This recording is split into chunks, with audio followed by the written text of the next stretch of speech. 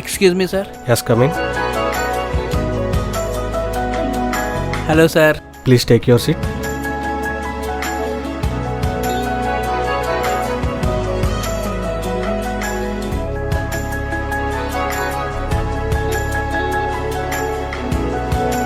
Oh, మీరు తెలుగు వాళ్ళ? Yes sir. That's nice. Okay, tell me about your self.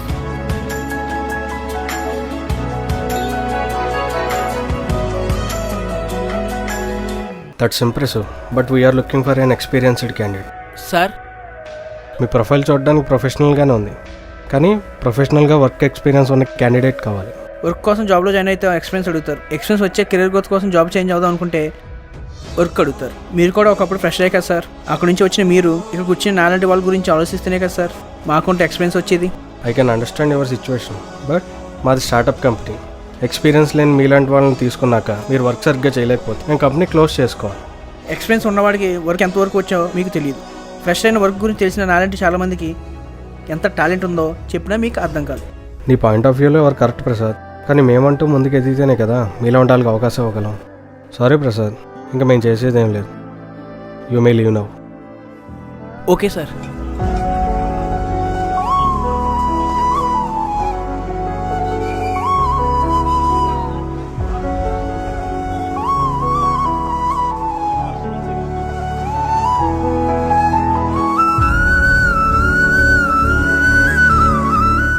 అసలు ఏం జరిగిందంటే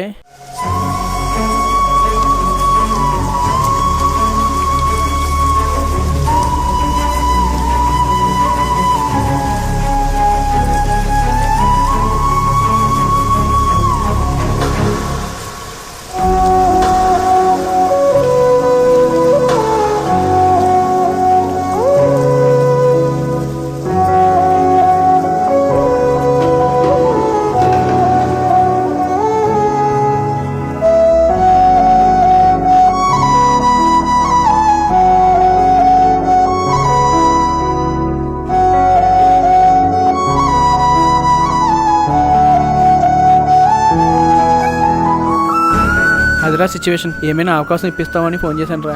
ఉద్యోగం రావడం అంత ఈజీ కాదని నీకు తెలుసు కదరా. అందరూ ఎక్స్పీరియన్స్ కావాలంటున్నారు. మా కంపెనీలో వేకెన్సీస్ ఉన్నాయరా. నీ రెజ్యూమ్ నాకు ఒకసారి మెయిల్ చేయి. నీ ప్రొఫైల్ మ్యాచ్ అవుతుందో లేదో చూసి చెప్తా. పంపేంటి చూడరా.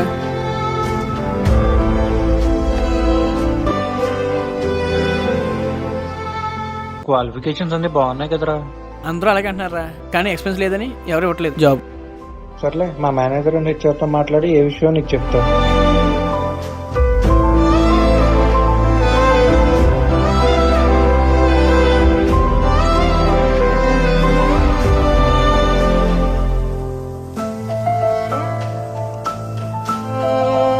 మాట్లాడారా, నీ క్వాలిఫికేషన్స్ గురించి చెప్పా, అలాగే నీకు ఎక్స్పీరియన్స్ లేదని కూడా చెప్పా. రేపు వెళ్ళి మా మేనేజర్ మీట్ అవ్వు. నీకు ఆల్మోస్ట్ జాబ్ వచ్చేసినట్టు. కాకపోతే ఫ్రెషర్ కదా, కొంచెం శాలరీ తక్కువ.